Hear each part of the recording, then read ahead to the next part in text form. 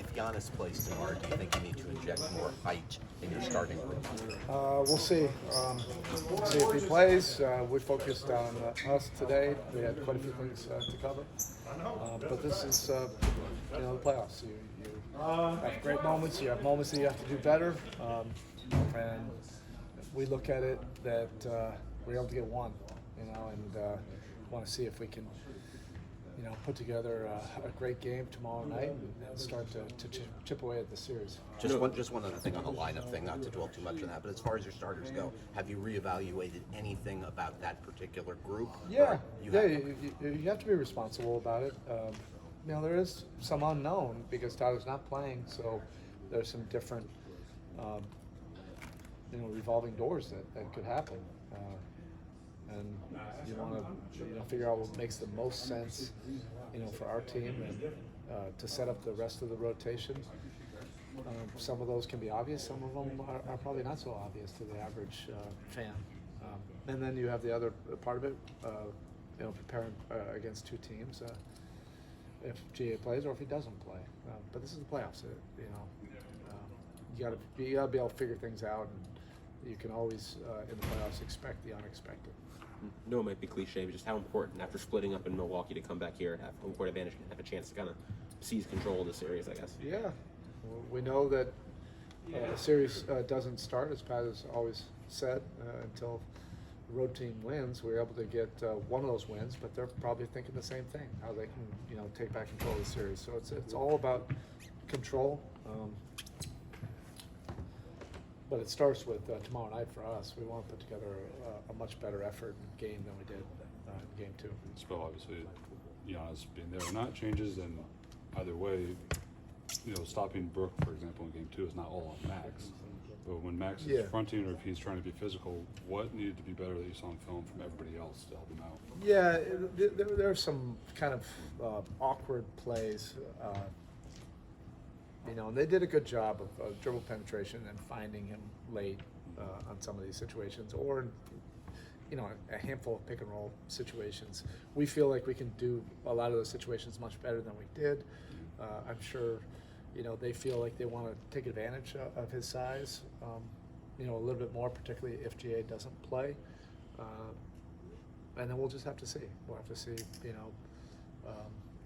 if our coverage as is can be a lot better, or if we need to make an adjustment. They got quite a few looks in kind of semi-transition, Yeah. secondary transition. Yeah. What do you want to clean up there?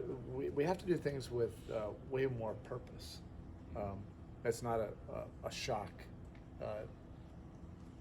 You can count on it either way, but if GA doesn't play, they do want to scramble more and try to take advantage of the three-point line. So your work has to be done early. You have to be very intentional, with your closeouts, getting the three-point shooters. You can't just always get broken down off the dribble. And they do a good job with the drive and kick game. That's now, I guess, in the 3 games that he hasn't played against us, all those games they've shot over 53s. We just have to do a much better job in that area. These guys a lot of these guys have been together and through a lot of playoff battles already. They're pretty battle tested. Do you get the sense that this is as even keeled and steady through the ups and downs of a series as you would want a group to be? Yeah, they're you're talking about us? Yeah. Yeah, like we've been through a lot as a group. In a lot of playoff situations, but also just this year. And I think we've been able to manage a lot of different emotions and just stay the course. I think that's built up the requisite type of resilience that you need in a playoff series against a good team. And then let's see how it all plays out. So how dangerous is that thing of, we got one over there, and then what happened in the game when you're going through it? What's going through your mind when they're just hitting everything they're throwing up there? Like, what's... Yeah, probably the same thing that the fans are saying, through their TVs. You want to do things better,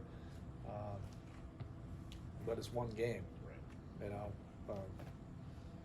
You want to respect what they can do with all that three-point shooting and the spacing and the drive and kick game, and even with Giannis out, Holiday and Middleton, each of them can create a lot of stress on your defense. But we build a lot of good habits. We have great competitors in our locker room, and we're excited to be back home and play in front of our fans and have a great environment and go for it. Was it Max easy was to talking get rid about of it? decision making when you guys are facing that drop coverage. What would you like to see more of when you guys are on offense in terms of how you attack that? Yeah, I'm not going to go through all the layers and details. This is 3 years of doing it. This is a lot of times what competition is.